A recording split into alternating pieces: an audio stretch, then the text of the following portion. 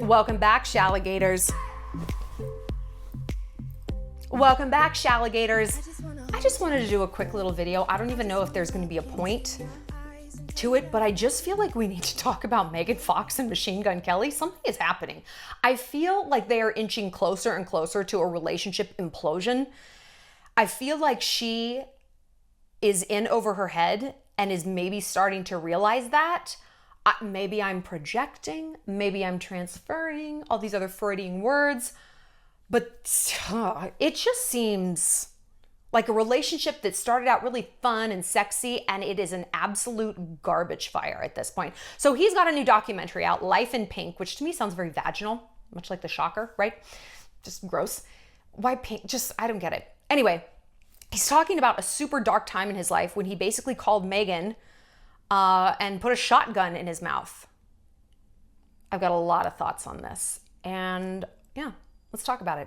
Let's rant. Before we get started, we have a new Shalligator getaway to Italy. We are going to Milan, Venice, and Lake Como next April 2023. It is going to be so much fun. It's going to be so aesthetic. We're traveling with our own photographer. There's going to be tons of historical things, art.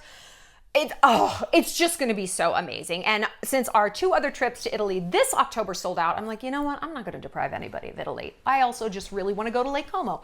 I've never been. So if you want to join me, I think we have 2 or 3 early bird spots left where you can save $200. Go ahead and click the link down in the bio. Once those are gone, they're gone. This trip's going to sell out, and I really cannot wait for you guys to come and join me. It's going to be so fantastic. Okay, let's talk MGK. So what's going on?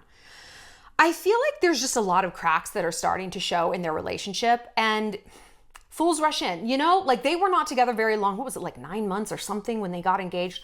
I get them mixed up with Travis and Courtney, who also just obviously vexed the living hell out of me. But I feel like lately Megan is just over it. Like, there's just been enough like reports, like wasn't she like getting the ick by him at like the VMAs or something, and like brushing him off, and on the red carpet together, she just seems irked by him. And I feel like, poor Megan, I feel like she got out of her super long relationship with Brian Austin Green, 3 kids they had. Like, she was in full mommy mode and kind of like put her career on hold. And she, like, along comes MGK, and he's like young and like tall and probably has a big dick because skinny tall guys always do, and it's like he's punky and wild, and she just wants that like aliveness. And I feel like what she got instead is just a mess. Like, I feel like he is such a fucking handful that she's like, what have I gotten myself into? Maybe I'm projecting. I'm Hector the projector. Maybe I am. But, right? So this story he told in his documentary is really sad, but to me, like, very telling. Let's see what's going on. Okay. So his father had died in 2020. Horrible. It's horrible to lose. Just unimaginable to lose a parent. I know, because I have. 2020, they hadn't been together that long. I'm not sure if they met in 2019 or 2020, but even if it was 2019, like, it was a relatively new relationship, and he brought a whole lot of fucking drama to her table. I flew out to my dad's apartment to clear all this stuff out. I had this really weird interaction with this neighbor who told me all these things I didn't want to hear, and that fucked me up even more because I couldn't get closure on it. I wouldn't leave my room, and I started getting really, really, really dark. Megan went to Bulgaria to shoot a movie, and I started getting this really wild paranoia. Like, I kept getting paranoid that someone was going to come and kill me. I would always sleep with a shotgun next to my bed, and like one of these days, I just fucking snapped. I called Megan, and I was like, you aren't here for me. I'm in the room and I'm like freaking out on her. And dude, I put the shotgun in my mouth and I'm yelling on the phone, and like the barrel's in my mouth. I go to cock the shotgun, and the bullet, as it comes back up, the shell just gets jammed. Megan's like dead silent. Megan's dead silent. That stood out to me. Why? I can't blame her. I always go back and forth with, like, if you're in pain, reach out for help. Like, you don't have to suffer in silence. There's so many resources. And then I flip, and it's like, what on earth is she supposed to do? Not only from Bulgaria, but just in general, like to tell someone I've got a shotgun in my mouth and I'm going to kill myself on the phone with you is to me so terroristic. My father did commit suicide, so I have a leg or two to stand on speaking about something like this. As a matter of fact, I get real punchy when I hear people threatening suicide to their loved ones. It really, really pisses me off. Really pisses me off. Because I know that there's a lot of people who are truly in that dark place, and they're not doing it from a terroristic standpoint, but there are people that are. And those people, no, I don't have any empathy for you. No, I find that so disgusting and manipulative. And we talk about how toxic people will turn our best trait into our worst, into a target on our back. I mean, is this not the ultimate example? People who prey on empathy and your love and your devotion and your loyalty and your need to help. And I hope that that is a very, very small percentage of people who say they're suicidal. I do. I hope that the attention people are like, boop, boop, boop, boop, boop, boop. But I worry that they're not, because it's a pretty goddamn good card to play. I believe MGK was in a super dark place. I mean, I get it. I get it. But I also interpret that story as him being pretty manipulative. And he goes on to say that basically, I think Megan and his daughter were both like, enough with the drugs, right? Like, because this paranoia clearly is drug fueled. Grief doesn't make you think people are going to come to kill you. That's not how grief works. You know, that's not how sadness works. That's not even how depression works. That's how drugs work. Okay. Or mental illness, which is exacerbated by drugs, you know? So the whole thing just seemed like a mess. And again, it stood out to me when he's like, Megan was dead silent. I had a boyfriend threaten to kill himself. It was like, if we break up, then fine, I'm just going to kill myself. And I just stared at him. Like, there was something about saying that phrase, maybe because of my father's history, or maybe because I just despise manipulative people who play that pity card. And I'm so like aware that that's what they're doing that I like just shut down. I was like a robot. I became just like the Terminator. I was like, okay. He's like, did you hear me? I said, I'll kill myself. I was like, I heard you. He's like, oh, I guess you don't care. And you know what I said? I was like, not really. I know. Part of me is like, that's the wrong response, but was it? Because he was saying it to elicit a real reaction from me. He was saying it to control me like a terrorist and to hold me hostage in that relationship. And I was like, then do it. I don't care. Like, don't play this card with me. You know about my dad. You know about my history. Don't fucking try this with me. You want to act like a terrorist? I'll deal with you like a terrorist. Okay? And I wonder if Megan was looking at the situation and was like, I don't know what to do, dude. I was in Transformers. I'm not a doctor. I'm not a suicide hotline person. I don't know what to do. I'm across the world. You're on the phone telling me I'm about to have the most horrific, traumatic experience a human could possibly imagine. And I'm not there for you. It's just, I don't know. I'm like trying to step inside her mind and how she must have felt. I also want to bring up the fact that she's a mom. Why is this significant? One thing my mom told me kind of recently, as we were talking about like having babies and stuff, not me, just in general, about when she realized her relationship with my father was like over. It was when I was born. And my father was a fucking mess. Like, he was just a handful. He was just kind of a wicked person. He was. And you know, I'm 50% of him, and boy, oh boy, do I feel it. I spend a lot of my energy just trying to keep even keeled and not give in to complete abject evil sometime, you know? But she's like, when I had you, I looked at your dad and all like the things he needed and why he couldn't do this and the excuses and the manipulation. And I looked at you and I'm like, wait a minute, that's a baby. That's something that needs to be taken care of. You, who are you? You're not a baby.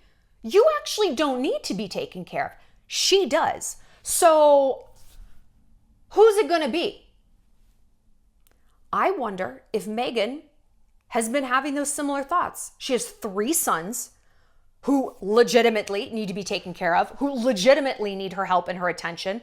And I wonder if she's looking at this grown man with all the money in the world, all the resources, all the connections, and being like, I'm sorry, what do you think you are entitled to from me? What mess am I supposed to clean up right now? I'm sorry, what? You're telling me that you can't do... Say that again? It's a bold gambit to run on a mom. It is. And it's a bold gambit, therefore, for any of us. That's how we should look at that. When we see someone who manipulates and uses pity to manipulate us, we need to step back and be like, what exactly can this person genuinely not do for themselves? And again, you know what? As I say this, I'm having these like emotions. Like, I'm not saying people shouldn't be asking for help. I'm not. I want to know when my friends need help, and I love that vulnerability, and I want to be able to help them. But there's a difference in communicating in a way that's like, I need help. Even if you're crying, even if you're melting down, like, I need help. There's a difference between that and you're not there for me. Here's what I'm going to do. And communicating how I view terroristically. And again, maybe I have this point of view because of my father, but maybe more of us should have this view. Maybe more of us should take a step back and be like, are they asking me for help? Or are they telling me to help? Are they coming at me, I don't know what to do, I'm not in a good place, please? Or are they coming at me with this overt or implicit accusation that I'm not doing enough for them? Their problems are somehow my problems that I'm responsible for fixing, and they are going to behave however they want, no matter who it hurts, because they're in pain. And therefore, they get a free pass. That's how babies behave. That diaper's wet and damn it, you're gonna hear about it, rah! Right? That's how children behave. That's how animals behave. You know what? Animals don't even behave that way. Animals don't feel sorry for themselves. Well, cowboy does. Believe me on that. Oh my God, if I wake him up too early, all day sulk. So again, like, maybe Megan looked at that and was like,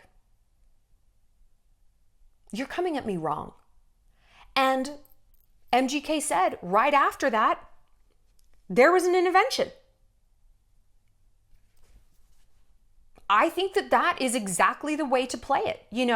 See if you can get someone through that crisis point, get them actual help. You are not a doctor. I don't know, maybe you are, but maybe they're not your patient. I'm not a doctor, and I'm pretty good at doctory kind of things, but I'm still not a fucking doctor. And it's like, this is outside of my wheelhouse, dude. I'm a potato on the internet. Like, okay, I can't really intervene in these extreme situations. You need like a professional.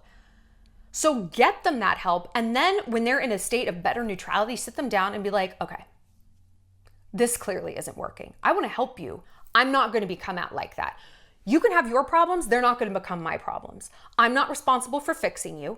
I'm not responsible for how this problem started in the first place. This is your life. I mean, you're not going to say these things, but I want you to at least have that conversation with yourself. It is really, really hard to deal with people who prey on guilt and pity, because as someone who has had somebody commit suicide, yeah, there's a lot of guilt. But maybe this is my narcissism. Maybe this is, ironically, my inherited sociopathy I've got just enough of. That it's like, and it took me a while to arrive at this conclusion. Like, my father's life was not my responsibility. Saving my father was not my responsibility. The brutal truth, it's never anyone's responsibility. It's always our own. Ugh.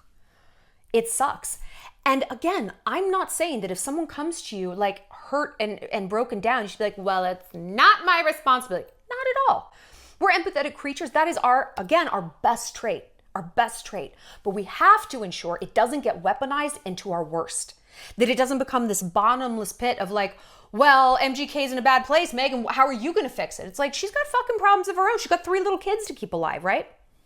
So we have to learn to balance how to plug in and help someone, but also protect ourselves and have boundaries. It's not Easy. And I think one way to set boundaries, and we talk about this a lot, do it before it happens.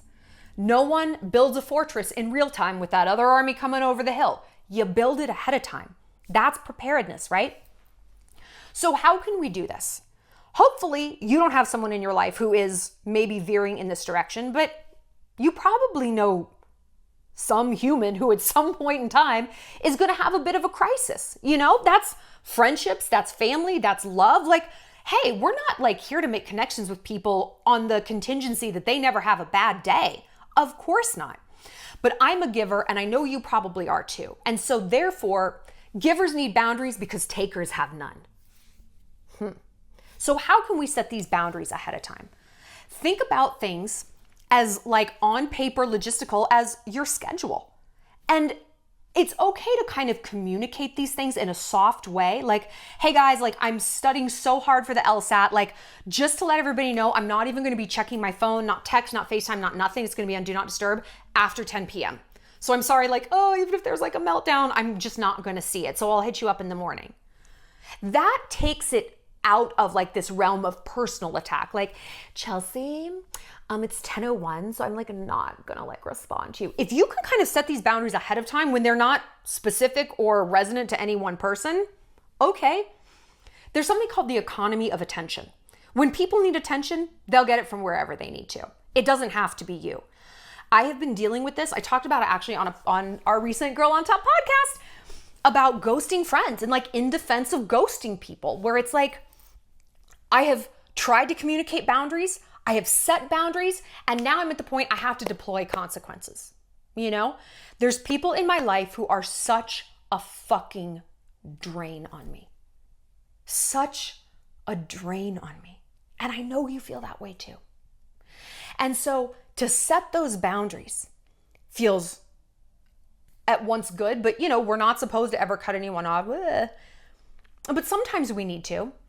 And so for me to kind of put it out there like, hey, I'm not available after this time. I'm not available on Sunday. I'm not available for guests to come and visit in the summer. Like whatever it might be, put it out there as a blanket statement and then no one person takes it personally. And if they do, now we got a data point.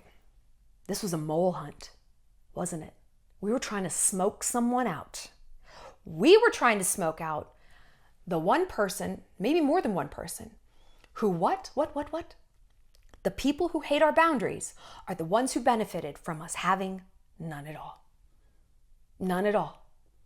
And so if they're taking a blanket statement, hey, this applies to everyone, I'm just not answering my phone. Oh, wow, really? So if I'm having a crisis, you're just like not going to be there for me? That's what someone said to me. I said, yeah, that is actually, thank you. You arrived at the right conclusion. I'm sorry. I popped right the fuck back because I'm like, I know what you're doing. And I don't appreciate it. You're not asking for my help. You're not asking for access to me. You are demanding it. And who the fuck do you think you are? You're not my mama. You're not fucking me. Who do you think you are exactly? Because my best friends, my actual best friends, would never demand that. They would have respect for my time, my space, my heart, my peace, my boundaries, my schedule. It's the people who feel entitled who are absolutely not my best friends. And now I can see that. And so priorly, I've been looking at this person like, well, she's one of my besties. And I'm like, no, she's not. The mask is off. That's who she actually is. She's a taker. She doesn't have to be hateful. She doesn't have to be vicious, but she is a taker. And actually, I believe she was hateful and vicious, but I wouldn't have seen that had I not prepared that boundary in a time of neutrality, had I not communicated it in a time of neutrality. But for her, it wasn't neutral because in her mind, she has unfettered access to me whenever she wants. I'm like a public park. Come and go whenever you want. So to her, it is a constant crisis. I need to be on call all the time, like fucking Batman, in case she needs something. Because my schedule and my needs, they mean nothing. They don't even exist to her. And that was really painful to realize. And it was painful to be like, I have to block her. And I did block her. And I am a big fan of micro blocking. I'll block people for like a week, you know, because I'm at the point where I just want to say to some people like, I actually do like you. I don't need you texting me every day. You have nothing to say. I have nothing to say. We don't need weekly calls. I don't need this, okay? Unless there's something big going on in your life, you're getting married, you want to talk about stuff. Great. I said to one guy recently who's like a guy friend, I'm like, he's texting me all the time. And I'm like, he's like, can we call? Can we talk today? I said, I don't talk to my mother this much. I love you, but what do you need? And he like laughed. I'm like, I'm serious. What do you need from, I was just at my wit's end. I'm like, you have no idea how many people put demands on my time. And like, I don't want to.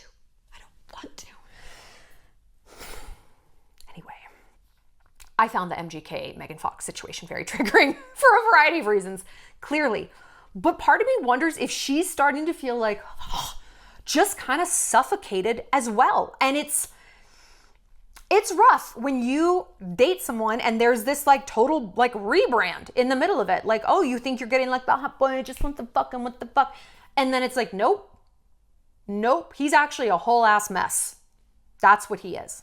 Now, of course, I saw this coming. You guys are pretty smart, so you probably did too. Like, he never seemed stable. You know, you want the wild child, the like crazy. What is the underside of that? Stability and domesticity and shepherd's pie every Sunday? No, man. They're going to be, if they're volatile in the fun, sexy way, they're volatile in the bad way. There's two ends to every spectrum, okay? So if you're looking at the guy who's like, he's super high powered, he's making all this money, he runs a hedge fund. What's the opposite of that? He's not going to have a lot of time for you. Work is going to come first. One of my friends said to me in like 2007, because I was going through like, of course, some horrible breakup. And she's like, you know, the things guys start out liking about you are the things they end up hating. And I was like, that's true. They love that I'm outgoing and like the life of the party.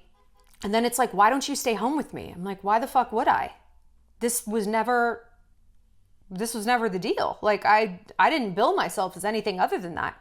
And you know what? We can say the same for MGK. Like, when did he bill himself as a stable guy? Like, I don't know. That's not his persona. Look at those tattoos. Come on. Is she the stable girl? Who knows? Who cares about the relationship? Literally, who cares? But ask yourself, you know, when you are super drawn to this one quality that someone has, this one vibe, this one behavioral set, what is the equal and opposite reaction? Because there will be one. There will be one. You know, Crazy Lacey, the bartender who wants to do anal on the first date. Well, she's probably going to crack a bottle of Bud Light over some chick's head in a bar.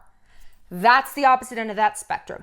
Like, oh, he's just really nerdy and cerebral. Okay, then maybe he's going to be kind of like snide and condescending about when you just want to watch Real Housewives. No big deal. What could this super incredible positive trait that's just blocking out everything else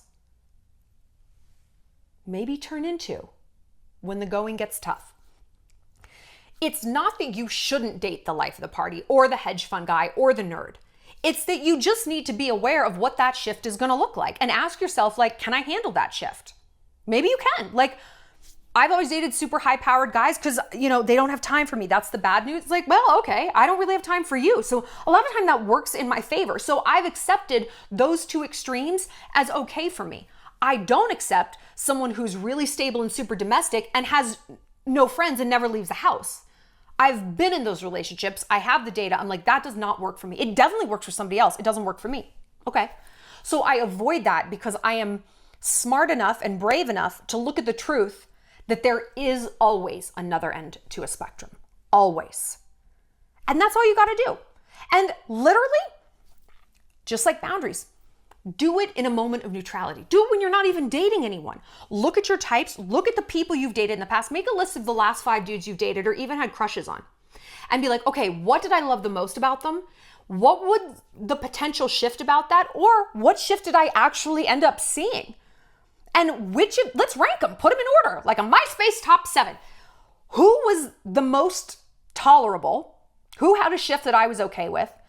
and which one I was like, maybe they took it to a shotgun in the mouth place. Maybe they took it to a drug intervention place. I mean, maybe the extremes were just more extreme than you could handle. And then kind of use that as a framework for your fortress of boundaries, right? Okay, next time I see a guy who's like ripping shots at the bar, and he's like, just like the crazy guy and shotgunning White Claws all day. I know now, because data doesn't lie, and the best predictor of the future is the past, that spectrum. I know now that that dude is not going to be stable. That dude is not going to be okay just having a quiet Sunday night at home making pasta. He's not. He's the FOMO monster. He's the danger dude. Like, So, as sexy as that might look now, if I want a real relationship that's stable, and I want that Sunday night pasta guy, it's not him. It might be his frat brother who's drinking, but still like kind of normal. Okay. It's less exciting and extreme, but therefore the shift will be less extreme, right? People who act in an extreme way, their spectrum is long. They do a big old 180. People who are a bit more middle path, which is the path to enlightenment, truly, that's what the Buddha say. It's the middle path. It's neither extremes. It's right in the middle. People who can do that, that's where you want to be. Or if you want extremeness, I understand being in that season. I for sure do. And maybe that's a season Megan was in, and we talked about her. I'm like, I totally get why she was in that season. Just like, I want to fuck and cut each other and drink blood, nipples everywhere. I get it. But maybe she's moving out of that season. She's like, okay, I can't live at Disneyland and I feel like I'm in an emotional Disneyland. And maybe she's looking for something a little bit more even keeled. Maybe not. I don't know. Again, literally, who cares? We're talking about us. So take a look at the season you're in. Take a look at the people you're drawn to. Take a look at those shifts that have either historically happened, or go into your mind palace, put on your thinking cap and be like, how could this potentially happen? What is this behavior in the opposite circumstance? Okay? He's like, he wants to fuck and he's like wild and crazy. Okay, take that out of a party setting. He's wild and crazy at home. How does that look? How does that look in a good way? Oh, we dance around the room to Frank Sinatra and blah, blah, blah. How does it look in a bad way? He's got a shotgun in his mouth. So I think we can really make a lot of headway. Again, building that fortress before we see the army coming over, doing this work in the moments of neutrality before it's in real time and our hormones and our mind and our vagina and the alcohol takes over, and then we can't make good choices. And then we get swept up in an extreme situation that really might not be serving us. I want to know your thoughts on MGK and Megan. Do you think they're going to make it to the altar? I don't know. It's always funny to me when people get out of like a huge relationship and then they're like engaged again. Like, just date. Just date. It's fine. You don't have to get married. You actually don't have to. And it's funny when people are like, we're just so wild and so alternative. And yet you're going to do the literally most traditional thing on planet Earth, which is become legally married. Like you're a preacher's daughter in 1955. Like, oh, you're so extreme and alternative. No, you're not. You're the most basic bitch on the planet. That's just funny, It's just funny. Anyway, I'll see you later, Shalligators. Don't forget to sign up for my Italy trip. Go check it out. I'm actually gonna be posting a video soon about what our trips are like, and we're gonna talk to some Shalligators who've been on them. I'm gonna show you a recap of Costa Rica and our charity that we went to help out. It's gonna be great. I'll see you later, Shalligators.